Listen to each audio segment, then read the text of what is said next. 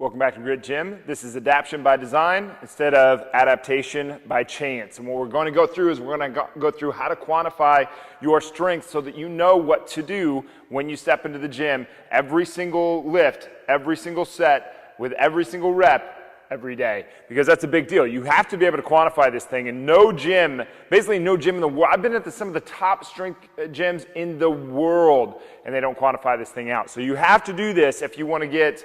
if you want to know exactly where your numbers are and you want to make massive progress, because if we can, no matter what, we're going to be off.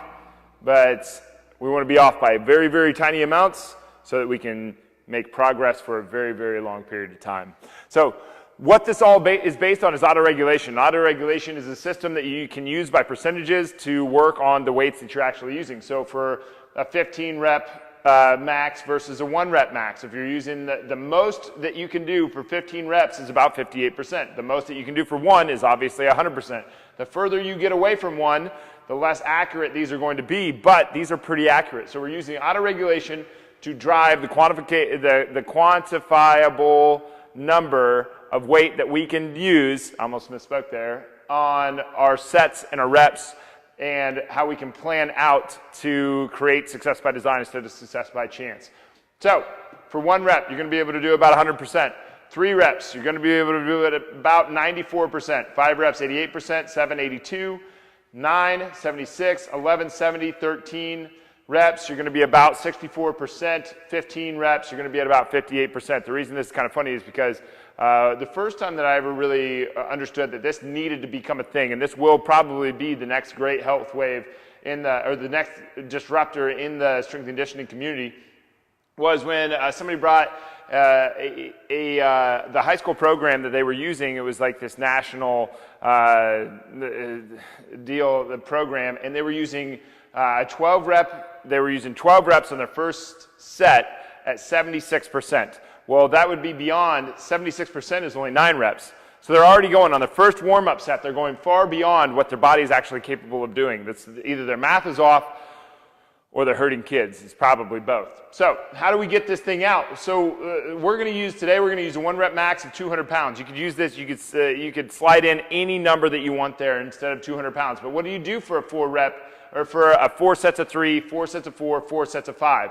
How do we do this out? So we need to label our weeks. We need to go 1, 2, 3, 4.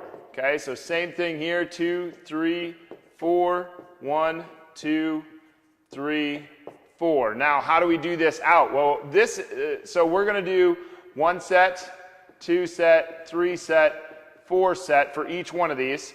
And the thing that you have to do here is we're going for the final week of the 4th set is our big, bold number that we want to hit, right? This is the one. We're preparing this whole time to be able to hit here. And this is the number one thing that I see people mess up on with their programs. They're not preparing for this cell right here, for this set right here. This is the most important set of the entire thing. These are all preparing you for this. And so if we're using, if we're doing 4 sets of 3, and on week 1 we're going to use 94%. We tried to max out on week 1, demoralizing ourselves from being able to hit what we could have hit in week 4 for the final set. That's why you have to plan this thing out. So we have 1, 2, 3, 4. 1, 2, 3, 4.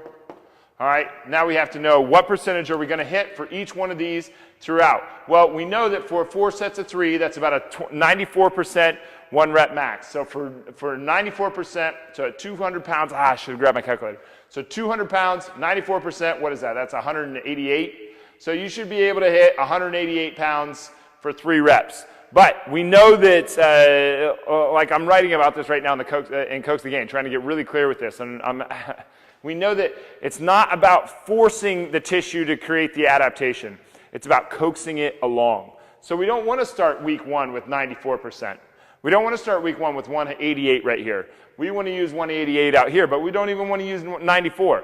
What I suggest doing is, if you're going to do a 3, do a 1, 1, 1, 3 plus. Get as many as you can in your final set. But you're going to do 3 reps all along here. So we're just going to do this out. Let's say that we're going to do that for each one of them, for 4 and for 5.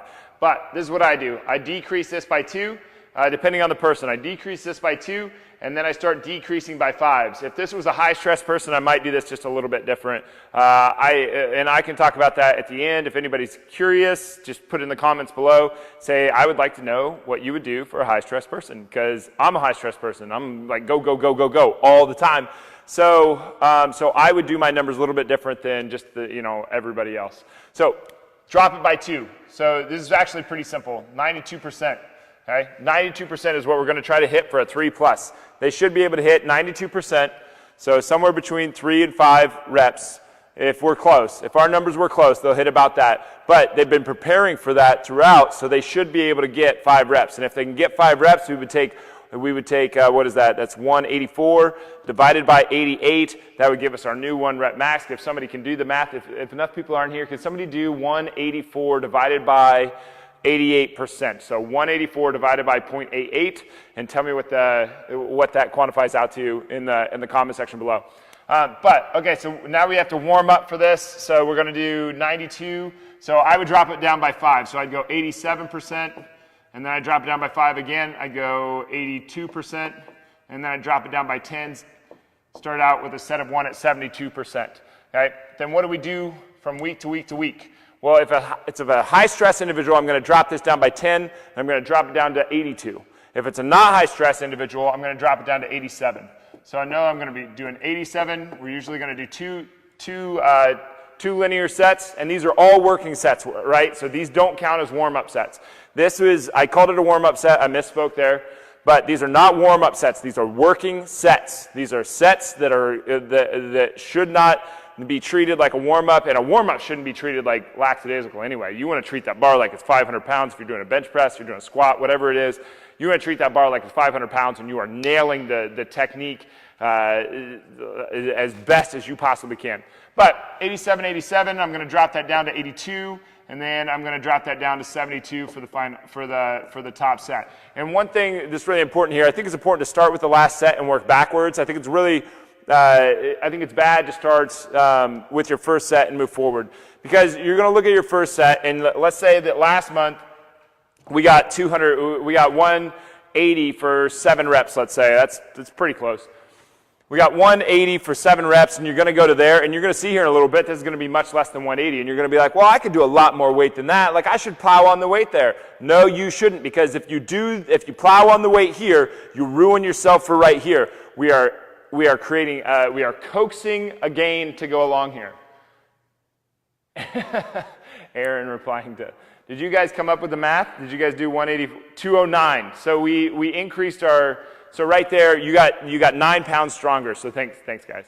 So 9 pounds stronger from doing what I'm going to show here, which like most people should be able to hit. And I would expect that for almost everybody. So 87%. So I'm going to drop that down another 5. So I'm going to do 82.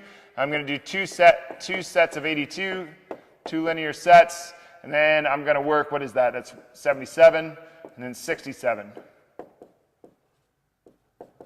Right? Yeah.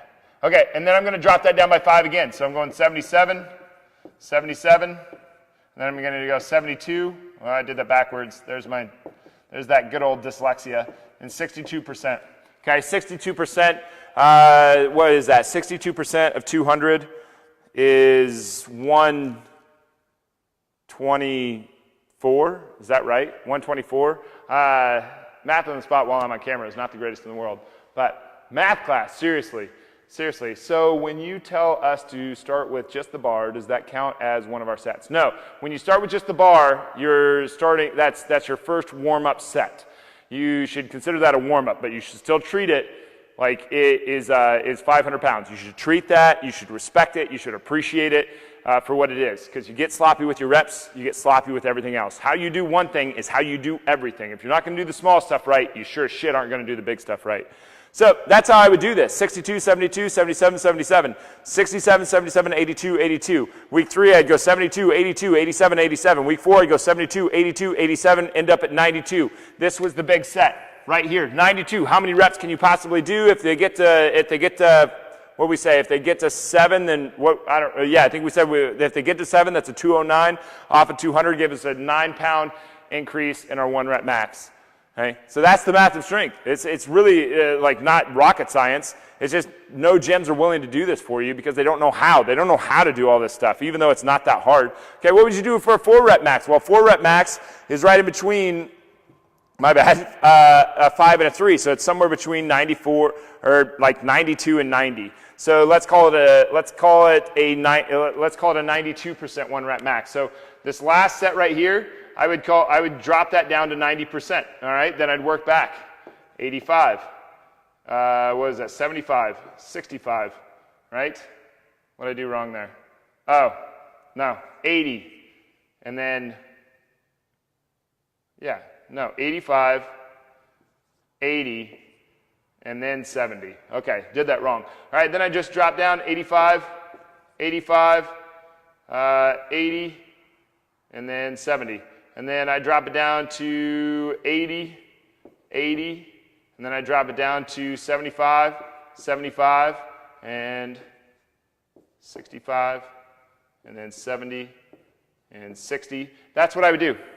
There's 4 reps. So 4 sets of 4. You take your 200, and you'd end up with 180, trying to get as many reps as you can. If you could get 7 reps of 180, can someone take 180 divided by 0.82 and tell me what that is? And that'll give you your new calculated 1-rep max. We figured out that over here that we got up to 209. It's probably going to be something fairly similar. Okay, 4 sets of 5, I would do the same thing. 5 reps is 88, so I drop that down to 86.